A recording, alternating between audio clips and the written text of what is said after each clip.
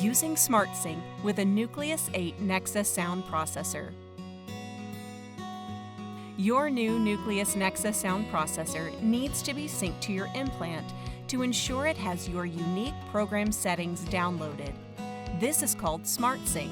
SmartSync is a one-time process that quickly and easily transfers your programs to your new Nucleus Nexa Sound Processor, ensuring you are ready to experience sound as soon as possible. Charge the battery of your Nucleus Nexa Sound Processor before first use. Assemble your new Nucleus Nexa Sound Processor. No assembly is needed for the Kanso 3 Nexa Sound Processor. Turn it on.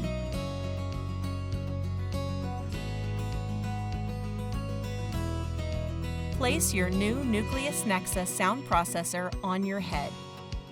If you have implants in both ears, ensure you place the sound processor on the side you intend to use it for. Once you place the sound processor on the implant, it will download that side's programs, and the processor will not work on your other ear.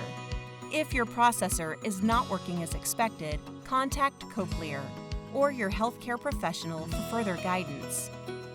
If during this process your processor turns off, falls off, or disconnects, turn it back on and place it on your head again to reinitiate SmartSync.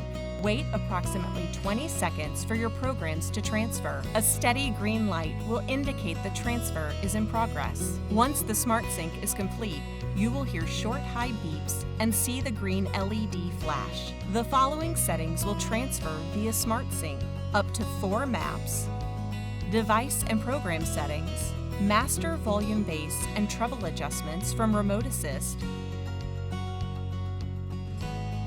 and bimodal and bilateral linking. Lastly, repair your Nucleus Nexa Sound Processor to your compatible mobile device, Nucleus Smart App, and any wireless streaming accessories. You only have to SmartSync your sound processor once when you receive a new or a replacement.